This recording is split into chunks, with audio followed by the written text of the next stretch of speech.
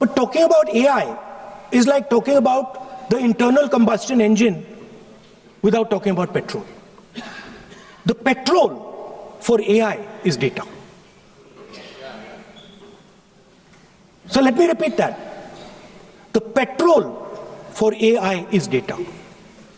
Meaning if you have AI and you don't have data, you have nothing. If you have AI and you don't have data, you have nothing. Now, which are the two biggest pools of data on the planet? The Indian pool of data and the Chinese pool of data. They also have 1.4 billion people. We have bigger population than them. We allow more freedom. We allow our people to do more dynamic things. So we have, in fact, more interesting data. What's the second strength? The second strength, and what do you need in difficult times? You need food. Who produces our food? Our kisans produce our food. Our laborers produce our food. This is what gives us strength. This is what allows that data to be produced. This is what allows that brilliance to be generated. And we fought for food security. Food is abundant today. So that's the second thing. And the third thing, what do you need to run a modern country? You need energy, you need fuel, you need petrol. So these are the three things that need to be protected in turbulent times. Our people and our data, our food supply, the ability to produce food, and our energy system. Now, what's interesting to me is that the budget recognizes these things. The budget recognizes that we are going into a dangerous time, intensifying geopolitical conflict. The budget recognizes that energy and finance are being weaponized all across the world. Dollar is being weaponized, dollar is weakening in value, gold, silver prices are going up. Everybody can see this. But there is nothing in the budget. There's absolutely nothing in the budget that looks into these two issues. There is nothing in the budget about energy and finance weaponization. There is nothing in the budget about the intensifying geopolitical conflicts and what we are going to do about it. The budget just reads like any of their budgets, right? And budget is something, of course, that comes once a year. But in parallel to the budget, something new has happened. The US deal. We have made a deal with the United States. Now, one thing I'd like to make very clear, and this is something that is not well understood.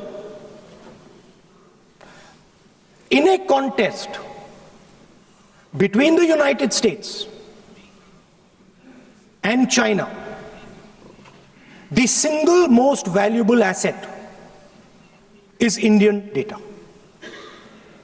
If the Americans want to remain a superpower, please understand what I'm saying. It is very profound what I'm saying. If the Americans want to remain a superpower, and if the Americans want to protect their dollar, the key to that is Indian data. Why? Because the Chinese have a data pool of 1.4 billion people. And you can take European data, you can take African data, you can take American data, add it all up. It does not compete with Chinese data. So the real fight that is taking place, I'm saying what is our strength? I'm saying if India is going to go to the table, then what do we put on the table? What do we say? Listen, this is what we put on the table. And what we put on the table, it's beautiful. What we put on the table is our people. Their wisdom, what they do, their likes, dislikes, their imagination, their fear, This suddenly in the 21st century has got value. In the 20th century, it had no value. I remember so many people saying that population is a weight, population is a disaster. No, population is the biggest asset you can have. It's a strength. But it's only a strength if you recognize that data is important. Now, what is surprising to me? What happened in the deal?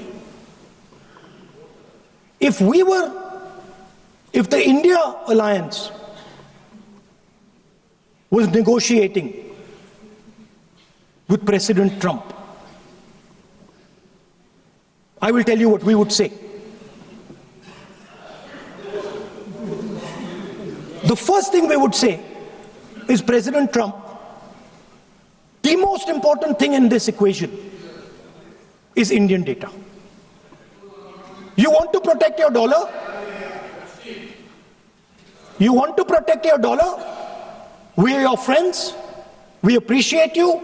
We want to help you protect your dollar. But please remember that if you want to protect your dollar, the biggest asset that can protect your dollar is lying with the Indian people. First thing. Second thing we would say, President Trump, if you want access to this data, then please understand that you are going to talk to us as an equal. You are not going to talk to us as if we are your servants. Second thing we would say is, Mr. Trump, please understand that our energy security